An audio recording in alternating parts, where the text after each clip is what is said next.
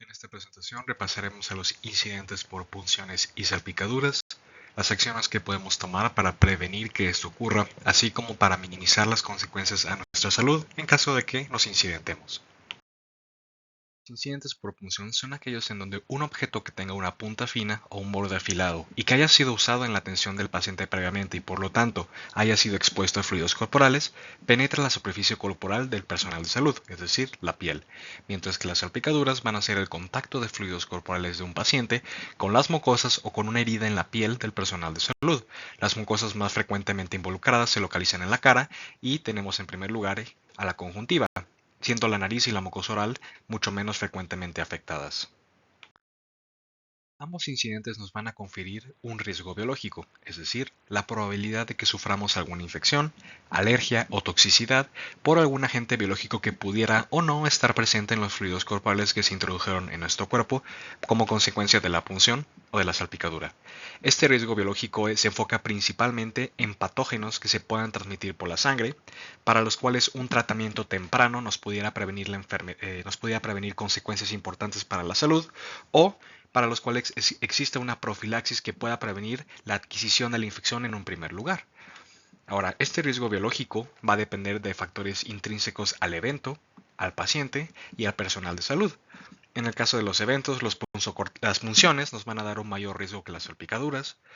En el caso de las punciones, las agujas huecas nos dan un mayor riesgo de contraer la infección, ya que nos pueden transferir una mayor cantidad de fluido comparado con agujas sólidas o con navajas. También la profundidad de la punción es un factor importante, y en el caso de las salpicaduras, la cantidad de fluido al que nos hayamos expuesto. Respecto a las características del paciente, tenemos la presencia de síntomas, su carga viral, así como antecedentes de exposición a fuentes o casos confirmados de alguna de las patologías que nos vamos a enfocar. También tenemos como último factor, que este es dependiente del personal de salud, el cual es el estado de inmunización, y esto es particularmente relevante para el virus de la hepatitis B, ya que de los 4 patógenos que se investigan en el Conde de Valenciana cuando alguien se punciona o se salpica, este es el único con el cual se cuenta con una vacuna. Ahora, de estos 4 patógenos, el que mayor riesgo tenemos de adquirir después de una punción o una salpicadura va a ser el virus de la hepatitis B, y esto va a depender también en gran parte de si el paciente está en un estado de replicación viral activa o no. Y esto lo podemos ver con la presencia del antígeno E, el cual, si está negativo, nos da una probabilidad de que nosotros adquiramos la infección de un 0 al 6%, pero si está activo, este riesgo se dispara hasta un 30%. El riesgo por salpicadura está presente, hay casos reportados, pero no hay un número consistentemente reportado en la literatura porque no ha habido tantos casos como para dar una casuística apropiada.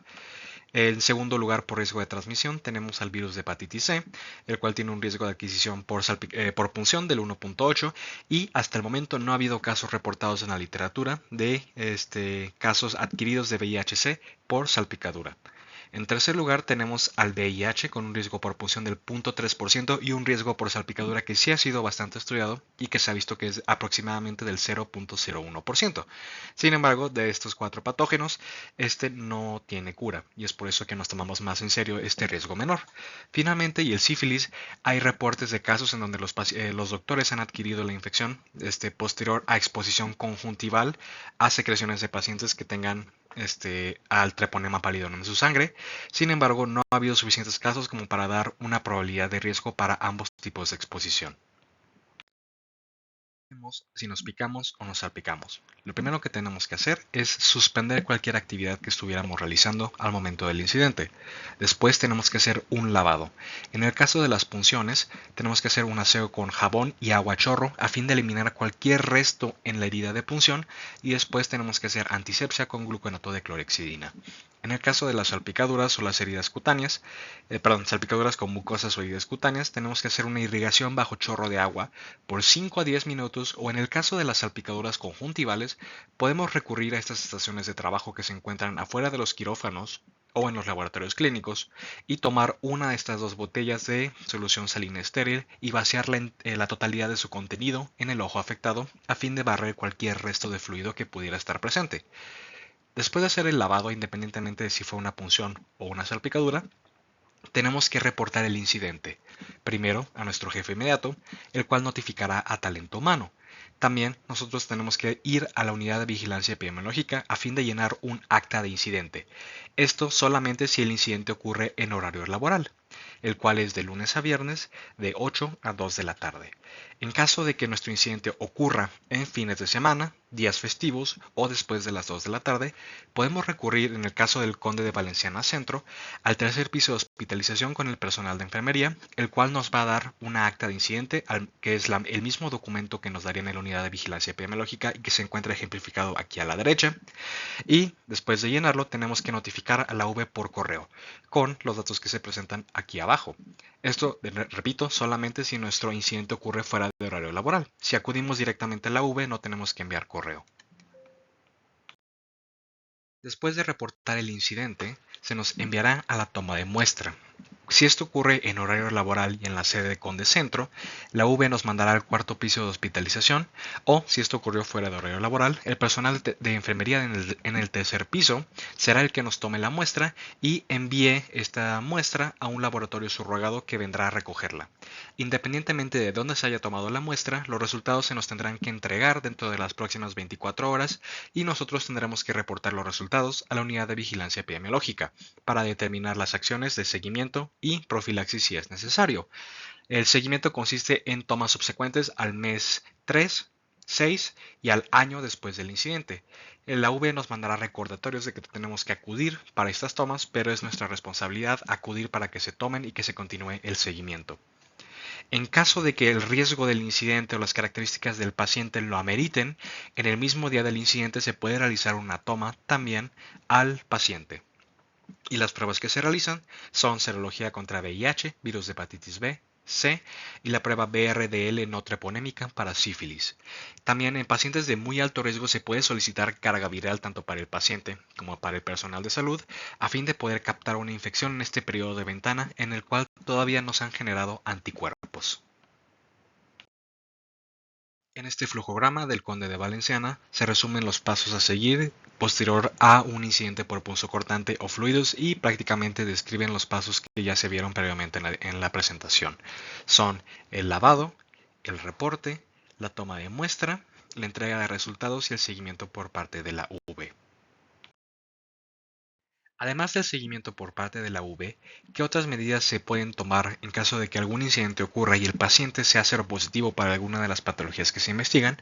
Bueno, en el caso del virus de hepatitis B, si el personal está vacunado, lo único que se tiene que realizar es un refuerzo con una dosis adicional de la vacuna para el virus de hepatitis B.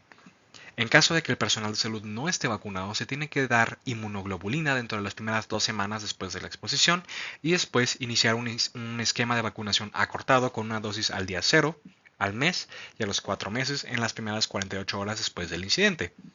Ahora, respecto a las otras patologías, para el VIH se hace una referencia a la Clínica Condesa para el seguimiento y profilaxis post-exposición del personal de salud con antirretrovirales. Respecto al virus de hepatitis C, no existe profilaxis post-exposición, sin embargo se pueden dar tratamientos con antivirales dirigidos que incluyen esquemas con glecaprevir o preventosvir o sofosbuvir con velpatasvir por 8 semanas. Finalmente, para el sífilis el tratamiento suele ser una dosis única de penicilina G benzatínica, con seguimiento para ver que haya una erradicación del patógeno. ¿Cómo es que nos podemos ahorrar todos estos pasos? Bueno, evitando que nos pinchemos y nos salpiquemos. A veces no es posible evitar o reducir este riesgo a cero, pero sí podemos tomar acciones para hacer que este riesgo sea el más mínimo posible. Primero, no reencapuchar agujas. Una gran cantidad de los incidentes que se reportan en el Conde de Valenciana y en otras instituciones son por intentar volver a poner la tapa de la aguja, cuando es mejor simplemente desecharla en el contenedor adecuado, el cual es el siguiente punto. Desechar los punzocortantes solamente en los contenedores asignados e idealmente en el momento en el que se dejen de usar, aunque esto no siempre es posible, por ejemplo durante las cirugías. Como punto número 3, tenemos que verificar si vamos a manejar alguna pluma de medicamentos que no estén cargadas con una lanceta antes de manipularlos. Número 4, y esto aplica especialmente para el manejo de muestras en laboratorio, pero también al momento de interactuar con los pacientes, es usar el equipo de protección adecuado para cada situación. Guantes, cubreboca, lentes de protección, si lo ameritan, bata quirúrgica, etc. Número 5. Disminuir al mínimo necesario la cantidad de veces que movemos muestras de una jeringa a un tubo de muestra. porque con cada transferencia de líquido tenemos el riesgo de pincharnos el dedo. Y por último tenemos el tener nuestras vacunas al corriente, en particular la vacuna para el virus de hepatitis B.